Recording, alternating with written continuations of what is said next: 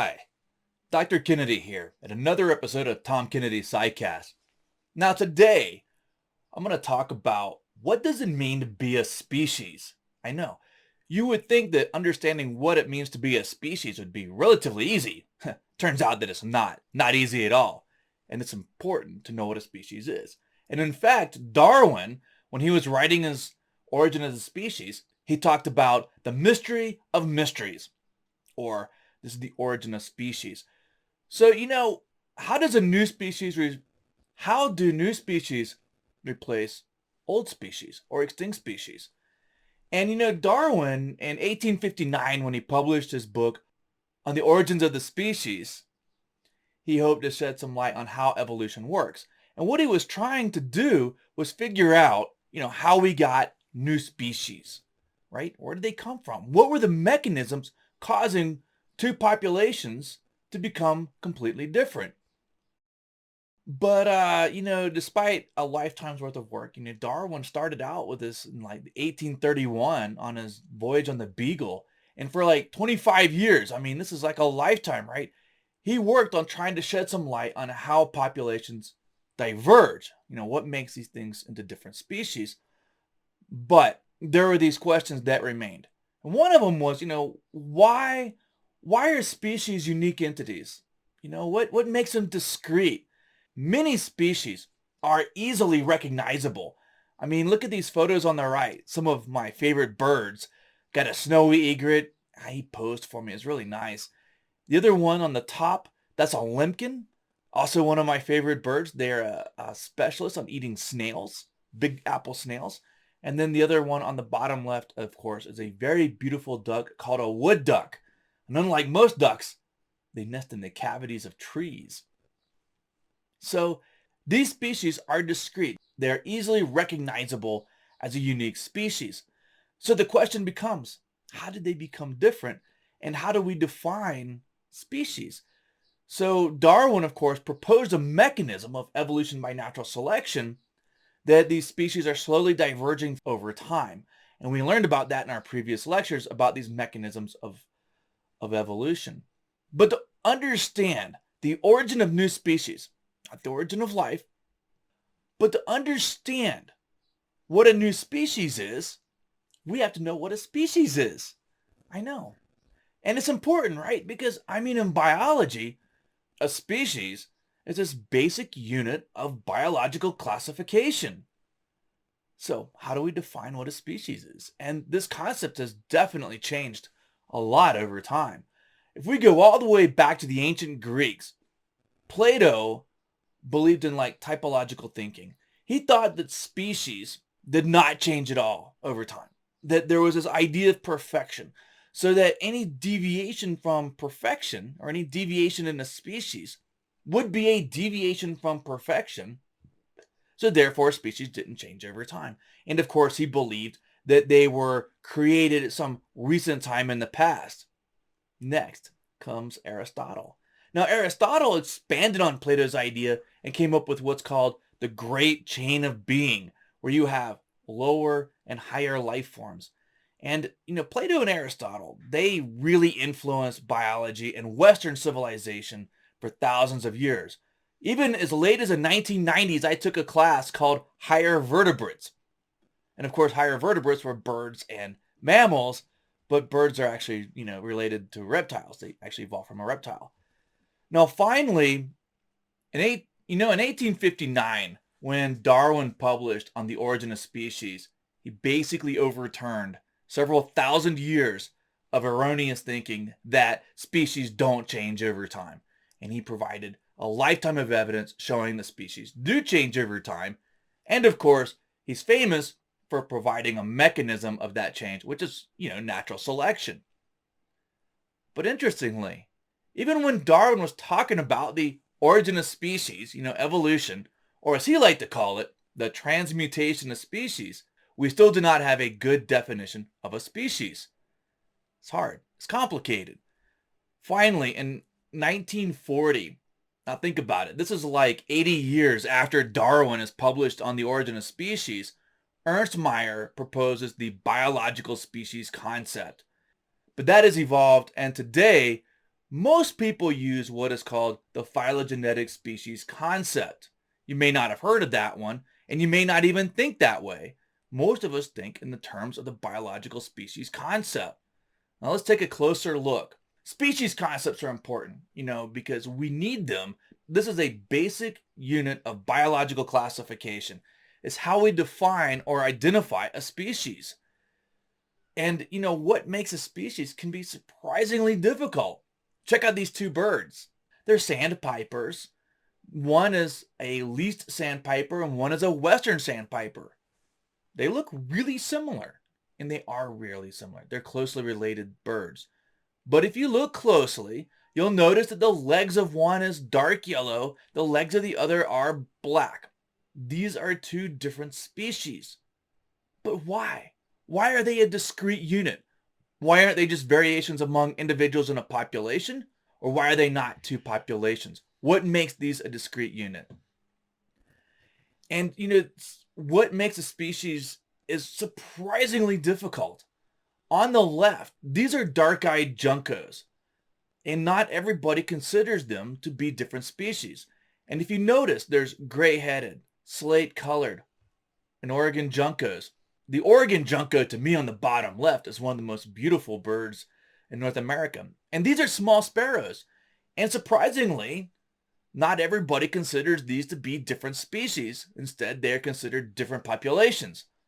I'm not sure I agree with that. On the right, one of the most common warblers in North America is the yellow-rumped warbler. And in the east and the west, there's two different populations. There's actually more than that, in North America if you consider Mexico. But there's the Audubon's warbler on the right with that beautiful bright yellow throat, and on the left is a myrtle warbler. And surprisingly, these have been considered the same species for decades, but that might be changing with data coming out from the DNA of these birds. Here's another example. On the left is a blue goose, on the right is a snow goose. They're both snow geese. These are not different populations. This is not variation. What you have is two different morphs. You've got the much more common white morph, and then you have the rare blue morph. These are not different species. They are not different populations. They're just different morphs within the same species. Here's an even more extreme example. These, of course, are the strawberry frogs, Oophagia pumila. If I were out, frogging, herping, and I saw these, I would clearly classify all of these as different species. They are not. This is just a variation. This is just variation among the different populations of these strawberry frogs. They're also called blue jean frogs as well. Their name is called Oophagia pumilo. O means egg, phagia means eater. There's an incredible life history of these frogs. You see, the female will lay eggs in bromeliads up in the trees in the tropics. And if it starts to dry out, the male and the female will bring, water to the eggs and keep them moist. They'll bring water in their cloaca. Then the female, to feed them, lays unfertilized eggs that the tadpoles eat. Hence the name egg-eating frog. So you can see that there's some difficulties in identifying species, right? I mean, you might have different morphs in a population. You might have lots of variation. You might have different populations. Are those populations actually different species? Or do you have local adaptation? How much gene flow is between these? Well, to identify species, we have these three basic concepts. Now, there are more. There's lots of definitions, but I'm only going to focus on three of these. The morphological species concept, the biological species concept, and my favorite, and the one that's becoming most widely accepted, is a phylogenetic species concept. Let's take a closer look at these. We'll begin with a morphological species concept. And this is more or less what Darwin was using in the 1850s and what most people relied upon. The morphological species concept is based on what the body plan looks like. It's based on these morphological similarities. How many things do you have in common? So, for example, here's a horseshoe crab from today on the right, and then there's a horseshoe crab's ancestor from 450 million years ago. And based on morphological similarities, we'd identify them as similar species. As you can see, there's a benefit to using this morphological species concept. It's widely applicable. You can use it on fossils, and you can use it on asexually or sexually reproducing species, right? That asexually part comes in handy here in a few minutes when we talk about the biological species concept. Because if you're asexually reproducing, and as long as everything is morphologically similar, you might be classified into the same species. We can easily apply it to fossils like this trilobite on the right or a fish on the left. It works well on arthropods. Arthropods have lots of characters that we can look at to identify different species. Now, sometimes those characters in a lot of butterflies, moths, right? Beetles, the way you tell them apart is you can only determine the two different species by looking at the male genitalia. I know, isn't that weird? That's how you tell some of these species apart. And the same goes with some species of spiders too. I know, you got to get up close and personal to sex and identify some of these different species, but it works. And that male genitalia fits into the female genitalia like a lock and a key. And that's also helped lead to the rapid diversification of arthropods. When I was in high school, I learned that there was about 6,000 species of bacteria. That was way back in the 80s. And I know, gosh, what happened, right? The way they identified bacteria was almost solely depended a lot on the way they looked. Now, today, we know that bacteria may be amongst the most diverse organisms on the planet. A lot of bacteria might look very, very similar, even to a scanning electron microscope, but what they're doing internally, their metabolism, and their DNA could be incredibly different. So the morphological species concept works on bacteria, but it has been highly limited. Now, it can be difficult to use on groups that don't have a lot of characters. Look at this flatworm. Yeah, I saw this in Panama. They eat snails, I think. And if you don't have a lot of morphological characters, you could have a lot of species that look similar, but you have no good way of telling them apart. And then you have what is called cryptic species. You can have species that look very similar because they're closely related to each other, or they could look very similar due to convergent evolution. And that way you've got two different, you get two different species that aren't necessarily closely related to each other, but they've converged to look very similar. In this case, the morphological species concept breaks down. So here's two mosquito fish. The one on the left, that's the western mosquito fish called Gambusia affinis. On the right, that's the eastern mosquito fish, Gambusia holbrooki. They look really, really similar. And they ought to. They're closely related. But the morphology of these can be difficult to tell them two apart.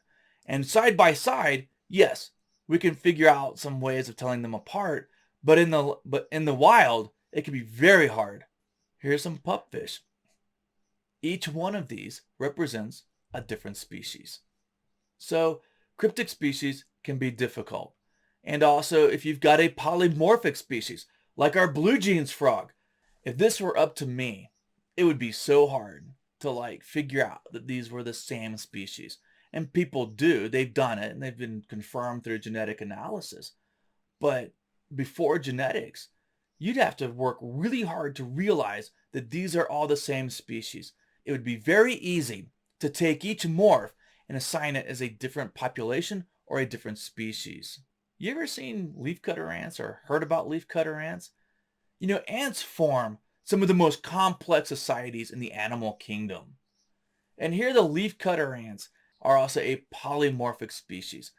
Each one of these different sizes of ants are the same species, okay? And they range from the very small minims to the large workers. So they have ants going out, cutting up the leaves, carrying them back. You've got guard ants. You've got ants that tend the fungus. You've got ants that actually take out the garbage, literally. And you have the queens And you have the males that don't have fathers, but only have grandfathers. Story for another day. But it would be really hard if you were out collecting ants to realize that these were all the same species and not just different morphs of them. So, as you can see, the morphological species concept, okay, and it works well on arthropods, it works well on fossils, but it does have its limitations. So, finally, in the 1940s, we got the biological species concept. Thank you to Ernst Mayr. Ernst Mayr is one of the most famous biologists of our time, and he was instrumental in the modern synthesis where he developed a species concept. Now remember, this is important because if you're going to talk about species changing over time, the origin of new species, how do you identify a new species from an extinct species or one that's closely related? So Ernst Mayr said, we're going to define a species based on biological factors. And that biological factor was reproductive isolation. In a population, can all the individuals reproduce with each other? So with reproductive isolation, he focused on two things: prezygotic barriers and postzygotic barriers. Wait, I know. Pre and postzygotic barriers? What in the world does that mean? Let's break it down. Zygote. That is the single-celled organism that we all start off with, right? It's a fertilized egg. So if you have a prezygotic barrier, that means you never have a fertilization event, which likely means that the two different species never mate. So that would be a prezygotic barrier, because if you're never mating, you're reproductively isolated. The next one is a postzygotic barrier. Post means after. Okay, two similar species mate. Do you actually get a fertilization event, but for whatever reason, that offspring either fails or isn't very well adapted to the environment or is unable to reproduce? In that case, that is a postzygotic barrier. And this is actually the legal definition used by the Endangered Species Act, and the biological species concept is the one that we're most familiar with, and it works really well on sexually reproducing organisms. Remember when I said the morphological species concept works okay on asexually reproducing organisms? Biological species concept, if you're talking about reproductive isolation, there's something going on there. So this was just, right, this was a major breakthrough in evolution, because now we have a species definition based on a biological factor. So as you can see, this was very important in the modern synthesis, where if Darwin's going to talk about evolution by natural selection, species changing over time, now, for the first time in 80 years, we have a good definition of a species. So there you go. Now we can start talking about why species are changing over time. And one way that we can look for evolutionary independence is by looking at gene flow. So if you've got populations and there's gene flow between them, then we might consider all of that to be the same species. So if we go back to our junco examples, where there's beautiful Oregon juncos and gray-headed juncos and slate-colored juncos, then we would consider them to be the same species if there was gene flow between all of those populations. Same with our warblers. If we had Audubons and myrtle warblers, which are both yellow-rumped warblers, if there's gene flow between those populations, we would consider them to be the same species because they are not reproductively isolated. However, once a population or a group of populations, a species, right? Because a species can be a group of interbreeding populations.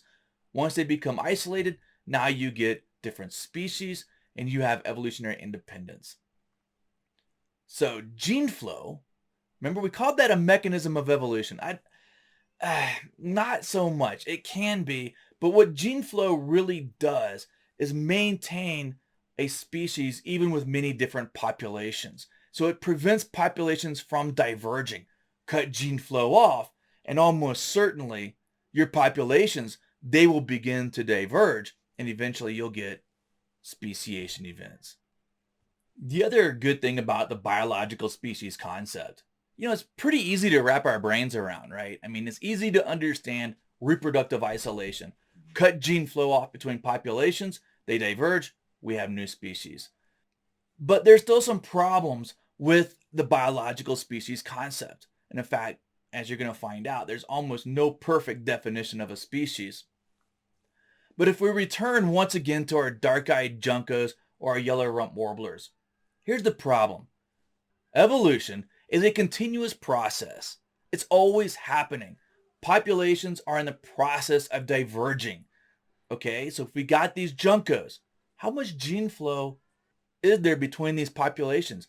Are we seeing less and less and less gene flow over a long time? Are we seeing the same amount of gene flow maintained?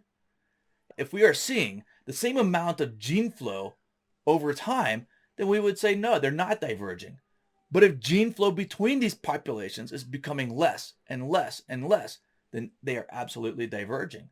So, are they different species? Are they the same species? I consider them to be different species. However, the American Ornithologists Union is not in agreement with me, or I'm not in agreement with them. They're a much larger body with many more scientists, and they might be right. They might not be. Turns out every time I think we should split a species, they split them. Okay, same with our yellow-rump warbler. They're probably going to get split into different species because we realize there's not enough gene flow between them to warrant the same species. So, because evolution is this continuous process, and you and I, we live a very short time when it comes to like evolution, we're seeing a single snapshot in time. Okay, we are seeing some populations at the beginnings of diverging. We're seeing others near the end of diverging. And then we see species that are completely and clearly discrete independent units or evolutionary units.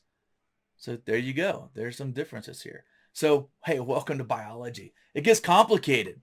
Now, here's how it gets nice and complicated. Let's add some further complexity to it. That's one of the beautiful things about biology, right? It's complicated. There's always exceptions, and there's always new ways of seeing things.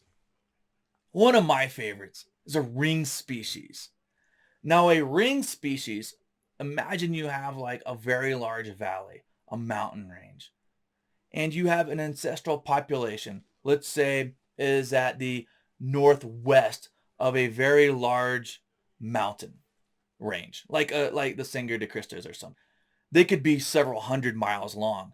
And you can imagine a population splits off and you have one move to the southeast, keeps going round and round and round, and eventually the populations end up next to each other back in the northwest corner of that mountain.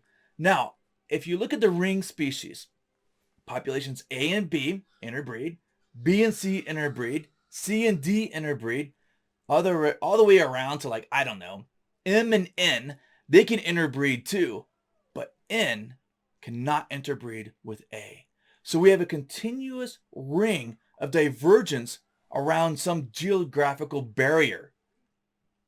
And what do you have? Do you have one species? Do you have two species? I mean, each population that's adjacent to each other, they can totally interbreed. But when you get to the two ends where the populations went and merged around, they can no longer breed.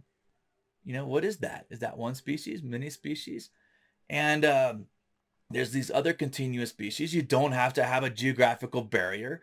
You could have something like the coastal range of California, or a coastline like the Atlantic coast or the Pacific coast, where you've got population A way down at the south. Then you've got like B, C, D, E, F going all the way up the coast, right? Or all the way up your coastal mountain range. And each one of these populations that are adjacent to each other, they can interbreed, but the populations at the ends cannot. And some people also call that a stepping stone or a stepping stone species. And that's the case with the salamander. It's a plethodontid salamander, also known as a lungless salamander. So you notice they're long and skinny? They're lungless. They actually breathe across their skin, wait for diffusion. So at any rate, these guys, they inhabit like forests, oak woodlands, chaparral, and they first showed up about 21.5 million years ago. And there are about 19 of these different populations all around the Central Valley. Each adjacent population can freely interbreed, but where they get up in the northwestern part, they cannot. Pretty wild, huh? Okay. So that was some nice complexity there of biological species concept. How do you apply reproductive isolation to a fossil? You can't. That doesn't work, right? We have no way of knowing if two similarly shaped fossils were reproductively isolated or not. We're only looking at fossils. We're only looking at certain morphological traits. We may have many different species and we just don't know it. And also, we have lots of organisms that don't reproduce sexually. So how do you apply a biological species concept to asexually reproducing organisms like bacteria or prokaryotes in general, right? They all reproduce by binary fission. So there's no examples of reproductive isolation. So it doesn't work here. And that's a problem. And especially considering that bacteria can swap lots of genes through lateral gene transfer. Now, let's move on to our third of our species concept. And this one is widely accepted amongst biologists for multiple reasons. You remember one of Darwin's biggest contributions to biology. Of course, it was evolution by natural selection, right? He proposed the mechanism of evolution. But what he also showed was that modern species descended from ancestral species. That explains the unity of life, right? We all share features in common with other organisms because we share common ancestry. So when we draw a phylogeny, what we are showing is an evolutionary relatedness of ourselves and all organisms on this planet based on common ancestry. So a phylogenetic species concept doesn't rely solely on morphology, doesn't rely solely on reproductive isolation. Instead, it focuses on the evolutionary history of a population. And that's important. And think about this. Evolution is the paradigm of biology. Theo Dobzhansky, one of those guys in the modern synthesis, right? He said, nothing makes sense except in the light of evolution. So why wouldn't our species concept be based on an evolutionary definition? And that's why most people now go with the phylogenetic species concept. So a species becomes the smallest monophyletic group. Now, mono means you're a single, you have an ancestor and all the descendants, right, that are off on their own evolutionary trajectory. So evolutionary history matters. So if you've got like a bunch of populations, well, all those populations came from a common ancestor. So those juncos, clearly, they're all juncos. They came from a common ancestor. And if there's lots of gene flow maintaining, those species as a single species with different local adaptations, that's okay. It works. And if you think about oak trees, we have a hard time. They hybridize. So morphological and biological species concept can become difficult. But we can look at an oak tree, know it's an oak tree. There's lots of species of oak, but they all have acorns. And the reason why they all have acorns is because the ancestor to oak trees had an acorn. And then as they've changed and speciated over time, they have evolved different types of acorns. So something that the phylogenetic species concept relies on is this idea of a synapomorphy. A synapomorphy, there's our morph again, shape. Synapomorphy are these shared ancestral traits. So like acorns would be a shared ancestral trait amongst oak trees. When it comes to these anoles lizards, the dewlap, that colorful dewlap, is a shared ancestral trait. Now, that's anoles lizards. There's like 400 different species of them. Different species, they'll have the dewlap, but the color patterns on the dewlap are unique to the different species. So each species is going to have a similar dewlap. You can identify that as the synapomorphy, right? And then the reason why is because they form an evolutionary distinct group, and they're using their dewlap to signal to other males and to the ladies. You can also have developmental synapomorphies as well. You think about this: a fish, a chicken, an amphibian, and a mammal, even a human. Early on in our development, we look really similar. We have this muscular postanal tail. We've got pharyngeal slits. Pharyngeal means this is my pharyngeal region. This is my neck. That's what pharyngeal means. You may often hear pharyngeal slits as gill pouches because in fish, the pharyngeal slits are the gills. Now, some of those evolved into jaws, inner ears. That's a topic for general vertebrate zoology, the class I love to teach. But we share these derived characters as well, and we share them because of common ancestry, and then we can use some of these to identify unique lineages. So we can draw our phylogenetic trees. This is one showing the relationships of our dark-eyed juncos. We can clearly delineate these populations. So the question becomes with these dark-eyed juncos. So sometimes to determine whether or not you have a different species requires more than just knowing the morphology, knowing if they're reproductively isolated, but you might have to do some type of genetic analysis between the populations to determine the rates of gene flow between them and whether or not they are actually speciating. And like I said, the problem is you have a snapshot in time. So like I said, it can be incredibly difficult to know when a different population is actually a unique species, because 3 of these birds, not the yellow-eyed junco, but the other 3, they can all hybridize. So they fail at the reproductive isolation barrier. But phylogenetically, that could be different. So the advantages of the phylogenetic species concept are many. You can apply it to basically any organism. It doesn't matter if it's asexual, a fossil, or a cryptic species. It works.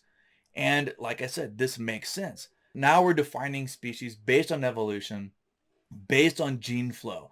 And like I said, isolated gene flow, when you have less and less gene flow between populations, your populations begin to diverge. Now, as they diverge, they're getting differences. Like think about like our anoles lizards, where they start getting different colored dewlaps. Okay, now all anoles have a dewlap.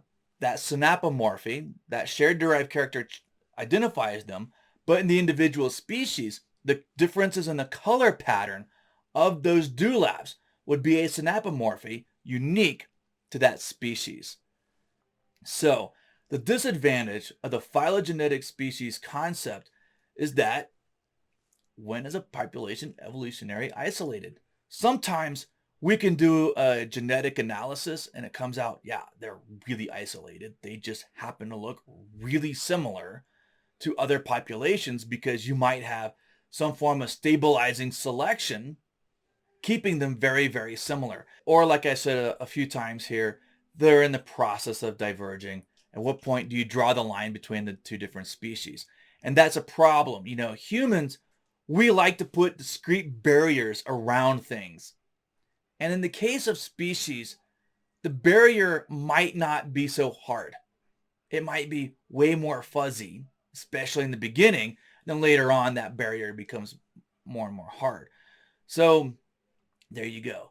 And then when it comes to prokaryotes, like bacteria, species concepts, even a phylogenetic species concept might be very difficult to apply because they are so diverse and they have this rampant amount of lateral gene transfer, which means they're swapping genes with everything in the environment. So how do you define species based on that? Okay, so let's have a quick conclusion here. And thanks for sticking with me on this longish video. But a species, as we currently define it today, these are the smallest evolutionary independent units. So we look for evolutionary independence. When mutations, natural selection, gene flow, and genetic drift begin to operate independently on these populations, you're getting evolutionary independence. And species, they form a boundary to gene flow, to the spread of new alleles. And remember, mutations cause those new alleles. And then different species, once you have a new species, they're on their own evolutionary trajectory. And that's important. So Like I said, when the species begin to diverge, there might be a lot of breeding between them for a few generations or for thousands of years or tens of thousands of years. But eventually they do separate. They do separate into individual species. And at that point, there's no more gene flow. No more gene flow means that natural selection, genetic drift, mutations are operating independently on that population compared to other populations. And so in essence, speciation is this lack of gene flow between populations. And then once you have a lack of gene flow between the populations, you now have an evolutionary independent unit. Hence the phylogenetic species concept. And like I said, and the reason why the phylogenetic species concept is so important is if evolution is your central paradigm to your entire field, the species change over time, right? Then if our basic biological classification is the species, then it's good to identify a species based on evolution. Okay, well, this has been a long one talking about the different species concepts. So this has been another episode. Stay tuned for the next one.